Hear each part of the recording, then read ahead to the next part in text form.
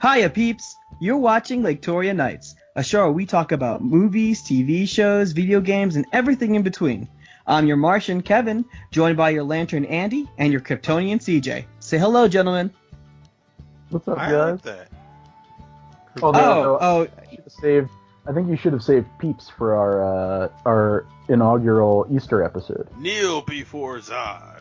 Yeah, no, I'll save that for next time. I'll recycle that somewhere in there. Okay, yeah. You know what? It'll be like 6 months from now. No one will remember it anyway. Today is the long-awaited conversation about the DCEU, or rather, the birth of Worlds of DC.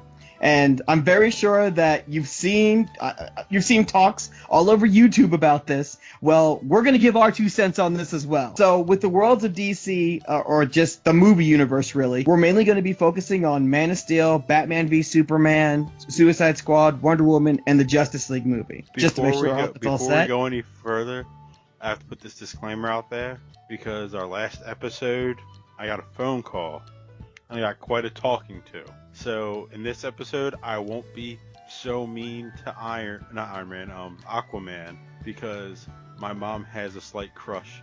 And Oh, I thought you were going to say that you got a call from like a dolphin who was just like, yo, I'm going to vouch for that man. He's good people. Nope. My mom gave me quite the talking to about being so hard on Aquaman and Jason Momoa. So I'm sorry. So close to being Jason Momoa. Okay, so then let's start this discussion then with what went wrong with the DCEU. Anybody? Well, it wasn't a Marvel. No. Batman vs Superman and Justice League were their second and third movie. You can start there. Yeah, I guess that's fair. Like, Man of Steel, though wasn't great, I feel like it was a good starting point. And then they decided to say, hey, let's not make sense and just throw movies at you, and then we'll catch you up as we go. So you think that was the major thing that went wrong? Yeah, I think with going out of order and not building up characters, giving them some sort of development, and making us care about them. I didn't care about Wonder Woman until she got her movie a year after Batman vs Superman. And then the same thing with Justice League. The only characters that mattered to me, really, was Wonder Woman, Batman to an extent, and, oh yeah, Superman came back. With his weird face. Oh, the lip. Yes. I'm doing the face right now, Kevin. And then they gave us a Justice League movie that should have just been called Cyborg and Others. Wait, did Cyborg have a lot of time in that? Yeah, the movie was pretty much about Cyborg. He was like the linchpin of it. And they didn't even really do a good job of it. Yeah, what I find funny is that I think that was their least grossing movie, and it was the one that cost the most. And there's just so much wrong with just developing a story. Like, simple elements of the beginning, a middle, and end. And explaining characters and who they are. If you're gonna, like, the Avengers, and I hate to bring up Marvel, if we are talking about DC. No, Right. I think that's fair. Like, you have to compare the two. You can't have a discussion about one without the other. They built every character before the Avengers movie. You knew Right. where every character was coming from and kind of how they fit in with each other, with their mannerisms, their attitudes, things like that. With DC, it's just kind of like, you have Superman, and instead of getting a Man of Steel 2, we're going to throw Batman in there. And Batman has this cool backstory, but we're never going to tell you about it. But we're going to find time to show his parents dying again. We always have time for Thomas and Martha Wayne to die.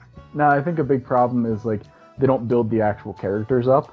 And when you do those big collaborative movies between multiple superheroes, you're assuming that the audience is going to understand who those characters are, what their motivations are, and what makes a conflict or a collaboration between them so important to the story. And if you don't build that up through personal backstories, your casual fans get alienated. For people like us who are like, oh yeah, we know why Batman doesn't trust Superman. For someone who's never seen any of those movies before, if that's the first one they saw, they're like, why are these two guys fighting each other? And on top of that, they had the perfect scenario with Batman, with that particular Batman that they used.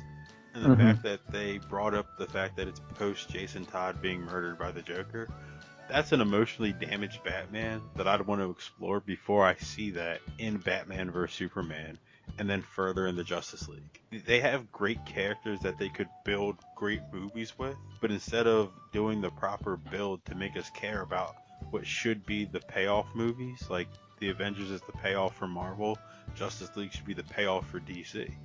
Instead, they're trying to keep up with the Joneses and not do the proper steps to build up and have a proper payoff, because now they're giving us these big budget payoff movies, but I never bought into anything for me to be paid off. Yeah. So now I just don't care. And there was no dark side.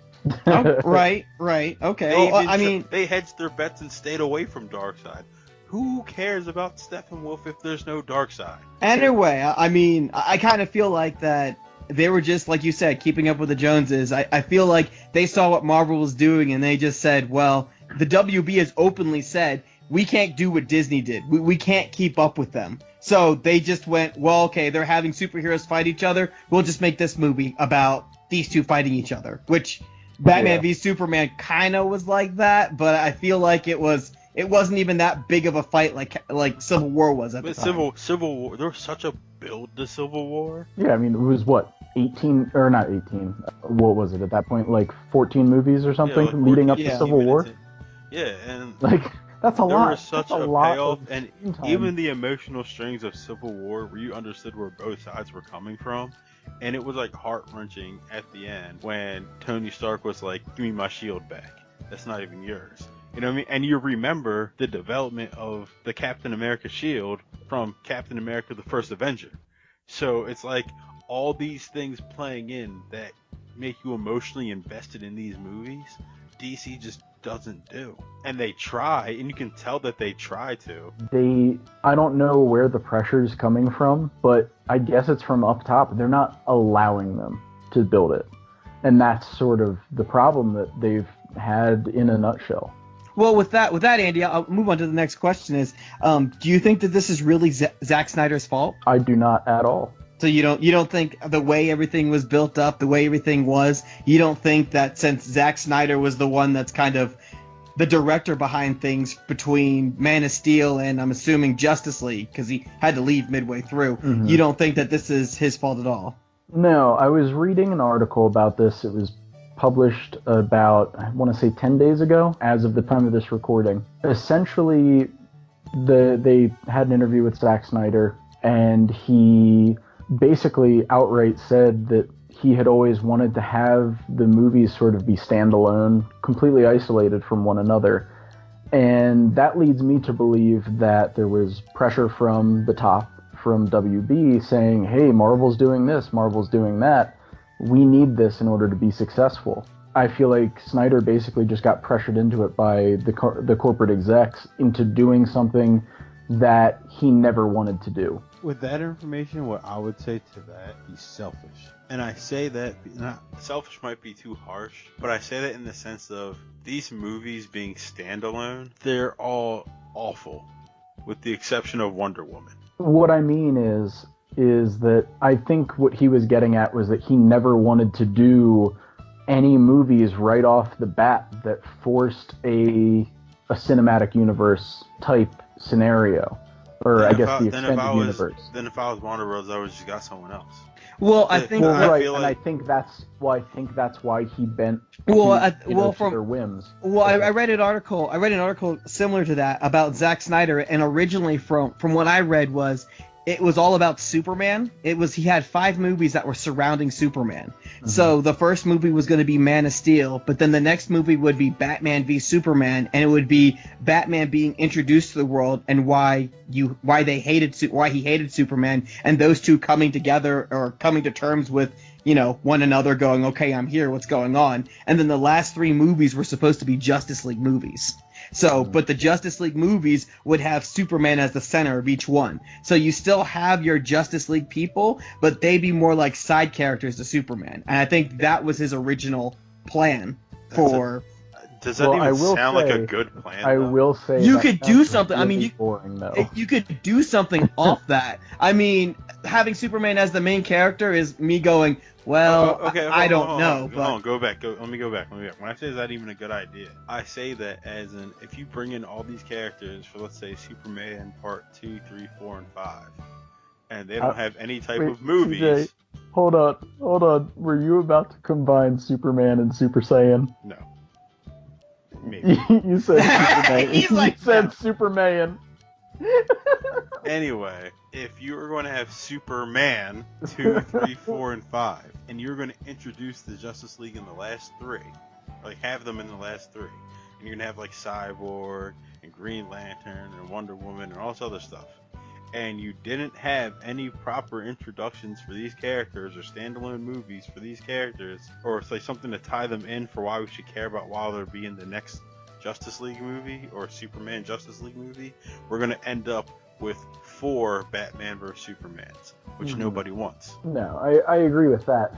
I think what he wanted to do was have them all be relatively self-contained. I guess if, depending on their, it really depends on what their timeline was looking like. But I think if you kept the movies self-contained, it would have allowed for you to build up those characters' stories, kind of like, you know, the Marvel movies before they're like the Avengers were ever. I mean, what was the first Avengers movie? How many movies in was that? You know? Right. 4, yeah, like Yeah. 4 movies.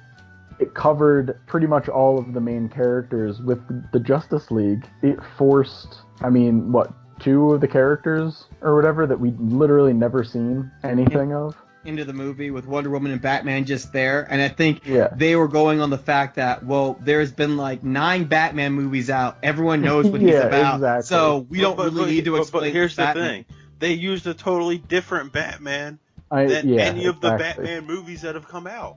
That's true, they did, and if they they did, just said it was going to be Christopher Nolan's Batman, then I get not having to do anything before. Exactly, yeah. But they decided to use like Frank Miller's old grizzled Batman, and a lot of time has passed. Yeah, they needed to give those newer, or I guess not newer takes necessarily, but the different takes than what we had already seen on existing characters, and they needed to, I think, give them their own standalone movies first to introduce that different take on the character. I mean, you have to think about how long's Batman been around? 60 years or something? right? At least. That's a character who's gone through so many iterations that if all you do is throw them into a movie without giving them their own standalone, I have no idea which version of Batman you're going to make me see beforehand. Like right now, looking at that Batman, Kev, if you look at all the Batman movies, the only Batman that could take after is Adam West or George Clooney. Those are the only 2 that had a Robin. We need more Adam West with rubber bat nipples and shark repellent. Oh my god. Okay, all right, I get it now. So moving on. Does changing the DCEU to the Worlds of DC going to fix DC? I hope so. I think it'll fix it in the sense that we kind of just know what it is now, and we're just going to have to take it for what it is. I don't think there's fixing it as much as there is accepting it. So then you have no hope for it then, just because they changed the name and because it kind of seems like what they're doing is they're saying that we're going to do separate movies now and they're going to be separate universes. And to me, I feel like they're setting up for Infinite Crisis. Basically, in the comic books, there were so many different heroes and so many different universes that when the problem happened, everyone came from different universes to confront the problem. And to me, I feel like that's a gamble. I feel like it's a big gamble because for comic book fans, we're going to understand what's going on. But for me, it's like, well, the people that are going to the movies watching this, because there's the Joker movie that's coming out that's in a different universe. There's supposed to be a Shazam movie, which I'm assuming is in the same universe as Batman v Superman. But there's going to be other movies that I feel like they're trying to fix their Batman problem. So if Ben Affleck's like, I don't want to do this anymore, they can be like, well, we're making another Batman movie, making it a completely different universe because we're now the Worlds of DC instead of the DCEU. I don't know why I can't say that. You want to know what this sounds like, Kevin? What's that? This sounds like they read the synopsis for Avengers 4 and were like, you know what? If they're going to quantum realm and bring in other universes, they're gonna make it look good. So we're gonna try to beat them to the punch and say, hey, we have infinite universes now. Look at us. Well, how are they going to beat them to the punch? Avenger 4 comes out next year. Yeah. Because Avengers hasn't outright said that they're going to incorporate time travel in their next movie, but we all know they are. And we all know they're going to incorporate different universes. Well, I thought they said they weren't going to do that. Yeah, they said they're not, but there'd be no reason for Ant-Man and the Wasp if they weren't going to. Oh, so you just assume they're lying? Yeah. Well, I mean, one of the big reveals sort of not a reveal, but like the very end scene of that movie, Thanos back on a restored Titan. That and the photos from Spider-Man Far From Home. Right. Spider-Man in his original outfit and not his Iron Spider outfit. Mm-hmm. No. Yeah, there's so many fan theories. But anyways, we shouldn't be talking about Marvel right now. I will say with DC, I feel like even if they go into different DC universes, we're just going to get a bunch of bad DC movies, and then they're going to try to tie them in with Infinite Crisis. And I'm still mad that they ruined Doomsday. Wait. So, what if Aquaman is awesome, Shazam is awesome, and Wonder Woman is awesome? You don't think that now that they've done it the right way? I think one out of those three movies will be awesome, and I guarantee you it won't be Shazam. And You're such a hater. I'm not going to talk about the other one so I don't get a talking to later. But Wonder Woman's going to be awesome, so I'll just leave it there. Because Wonder Woman was awesome, so I think Wonder Woman 2 is going to be awesome. So, I guess I'm going to stay optimistic about it. I mean, frankly, I don't think it can get worse. So, there's that. You're right. The moment they made Shazam look like really, really big man from Rocco's Modern Life, it can't get worse than that. But I kind of like the idea that it leaves them the option to make them as self-contained movies.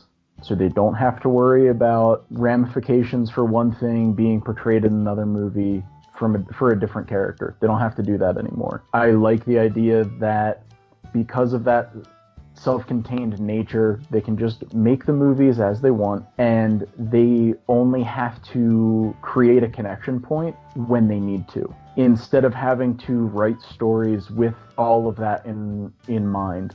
And I'm hoping that allows them to produce better movies. That's all right. We're gonna get a Suicide Squad with a connection point.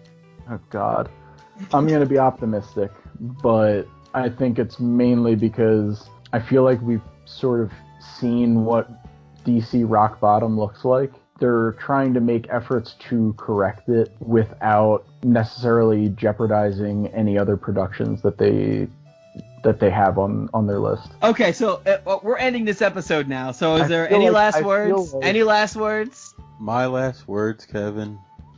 I feel as though DC fans DC fans need and deserve a universe like Marvel, but with DC and that dark, gritty tone all the way through. That would have been great to see.